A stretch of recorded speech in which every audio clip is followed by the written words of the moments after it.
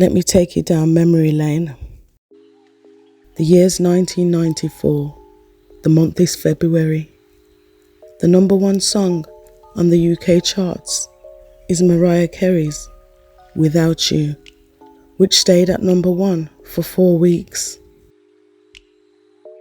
John Major was the UK Prime Minister. Miss Doubtfire was the movie of the moment.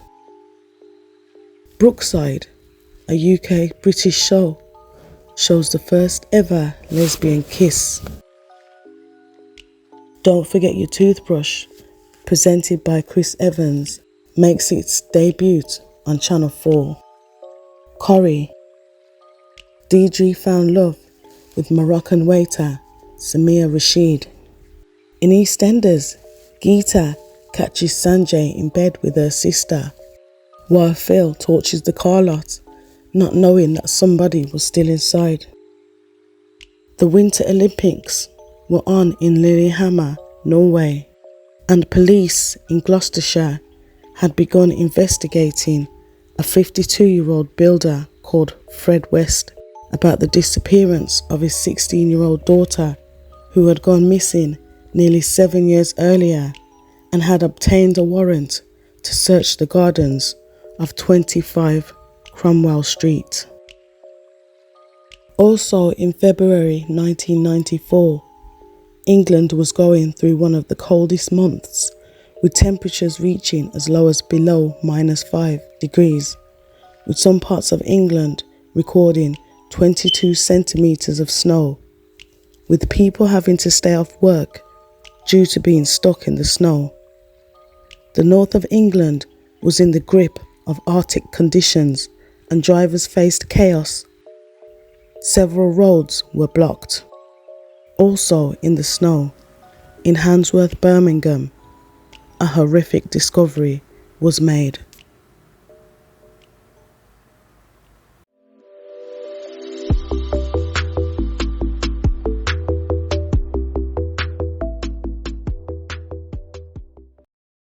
On Wednesday the 23rd of February 1994, a tip-off from an anonymous caller to the police describing how they saw a gang of youths dragging a boy in the snow. The caller was later identified as a teenage student who had been playing in the snow with his friends at Oaklands in Handsworth, Birmingham.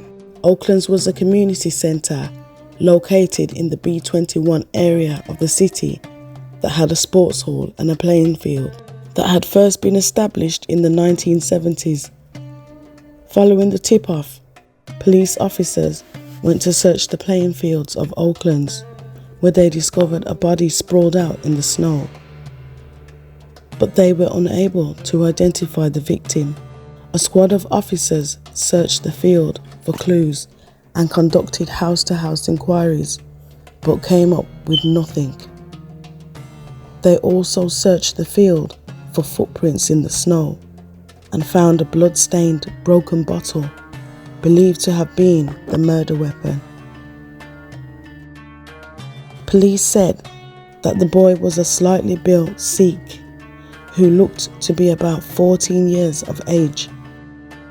The murdered boy had been stabbed in the throat with the broken bottle, which severed a major artery, causing him to bleed to death in seconds. The injuries were said to be so severe. There were signs of violence, and the police made a statement saying that there was no doubt that this was a murder inquiry. The area was sealed off. The mystery boy was said to be in his teens, and hours later, the victim had still not been identified. By the next day, the victim had been identified as 20-year-old Ravinder Singh Sohal, who lived on Cherry Orchard Road in Handsworth Wood with his parents. Ravinder was from the Sikh community and was unemployed. On the day of his murder, Wednesday the 23rd of February 1994, Ravinder had gone to the local job club. He had also gone to Oaklands on a work experience placement as he had been made redundant from an engineering firm. It was believed that Ravinder had been murdered in the doorway of Oaklands, and a blood trail revealed that his lifeless body had then been dragged 30 yards into the Oaklands playing fields and dumped in the snow.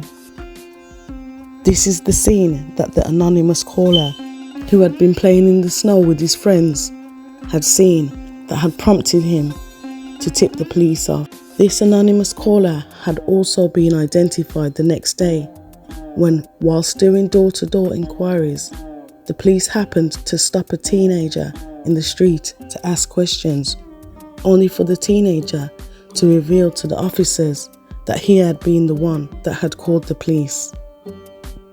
Police also put out an appeal for Ravinder's wallet that was missing. Ravinder's older brother, 22-year-old Jas Khan, said, "Ravinder was never in trouble, and I do not know of any dispute or problem he had." One day after the murder, police were questioning what they described as 4 young Asian lads.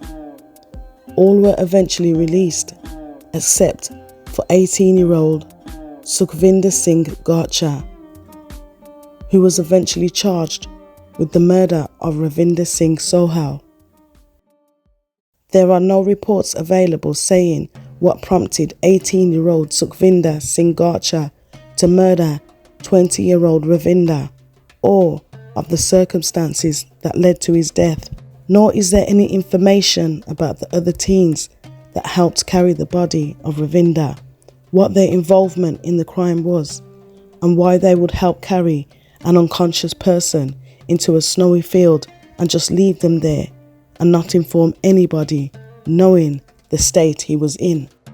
Sukhvinder Singh Sohal was said to have been sentenced for the murder of Ravinder Singh Sohal on the 1st of January 1995, but there are no news reports on his conviction or how long Sukhvinder Singh Sohal received for the murder, because the mainstream media had been taken over with news of Fred West, the notorious British killer from 25 Cromwell Street, who had killed many women, including his own daughter.